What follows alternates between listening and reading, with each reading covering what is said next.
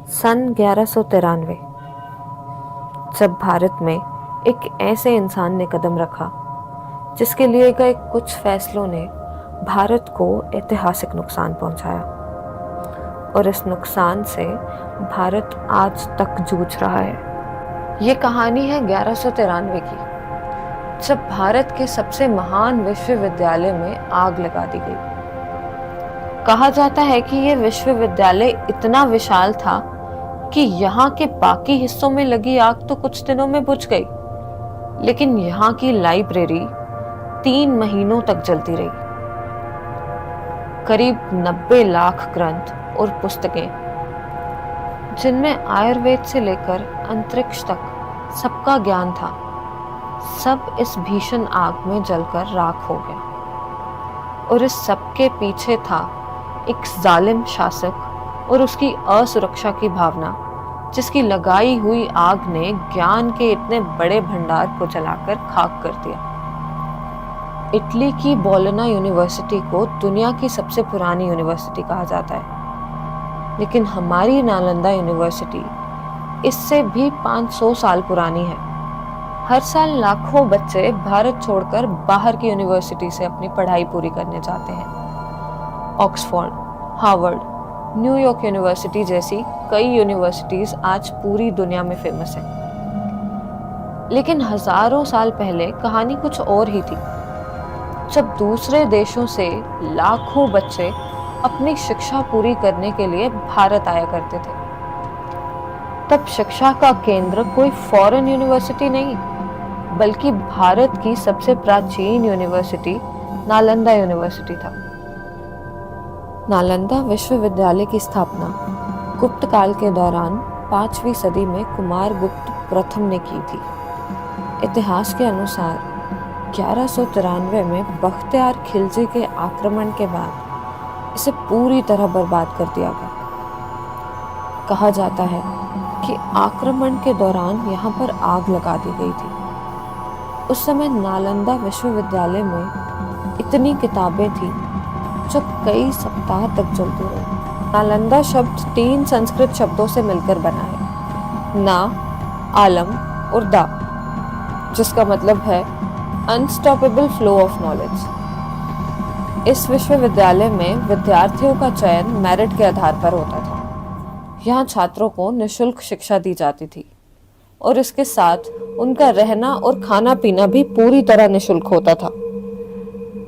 नालंदा में सिर्फ भारत ही नहीं, बल्कि कोरिया, जापान, चीन, तिब्बत, ईरान जैसे देशों से भी छात्र पढ़ने आते थे। ये यूनिवर्सिटी शुरुआत से ही प्राचीन भारत की एक ऐसी जगह थी जहां ज्ञान का असीम भंडार था। लगभग 57 एकड़ के एरिया में फैली इस यूनिवर्सिटी में लिटरेचर, एस्ट्रोलॉजी, मैथमेटिक्स और मेडिकल जैसे कई सब्जेक्ट्स पढ़ाए जाते थे। रिकॉर्ड्स के मुताबिक नालंदा यूनिवर्सिटी एक आम के बागीचे पर बनी थी, जिसे 500 व्यापारियों ने गौतम बुद्ध को तोहफे के रूप में दी थी।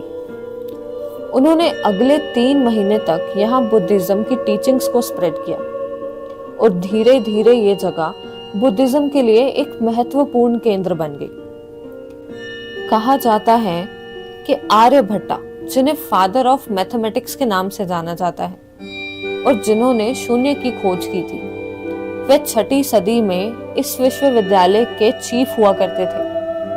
नालंदा यूनिवर्सिटी ने लगभग 800 सालों तक भारत के साथ साथ पूरी दुनिया में अपने ज्ञान की रोशनी फैलाई।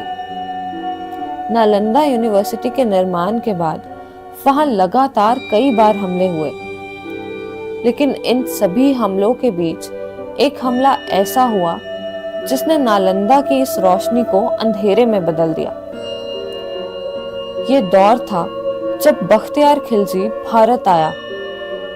अफगानिस्तान के एक कबीले से बख्तियार दिल्ली और अवध में काम ढूंढने के इरादे से आया, लेकिन वहां उसे कोई सफलता नहीं मिली। कुछ सालों में बहुत कोशिशें करने के दौरान उसने भारत की सेना में अपनी जगह बना ली। उसने कई युद्ध लड़े। इसके बाद उसकी बहादुरी के चर्चे सुन उसे अवध के कमांडर के नीचे सेना का मुखिया बना दिया गया। और उसे बिहार की बॉर्डर पर 2 गांव को संभालने का काम दिया गया। और इसके बाद उसने बिहार के अलग अलग हिस्सों पर हमला कर उन पर कब्जा करना शुरू कर दिया। इस दौरान खिलजी की तबीयत खराब हो गई। उसने कई हकीमों से अपना इलाज करवाया, लेकिन उसकी तबीयत में कोई सुधार नहीं आया। तब किसी ने उसे बताया कि उसकी इस बीमारी का इलाज सिर्फ एक इंसान कर सकता है, नालंदा विश्वविद्यालय के आयुर्वेद डिपार्टमेंट के प्रमुख आचार्य श्री राहुल जी। खिलजी ने सोचा कि जब उसके धर्म के लोग उसका इलाज न कर सके तो एक दूसरे धर्म का काफिर उसकी इस बीमारी का हल कैसे निकाल पाएगा।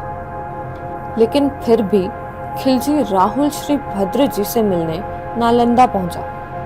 उसने उन्हें चुनौती दी कि अगर वे सच में इतने ज्ञानी हैं तो बिना किसी दवाई के और बिना उसे हाथ लगाए उसे ठीक करके दिखाएं। राहुल श्री भद्र ने उसकी चुनौती को स्वीकार किया। उन्होंने बख्तियार खिलजी को कुरान देते हुए कहा कि हर रोज ये कुरान पढ़ने से उसके सारे रोग दूर हो जाएंगे।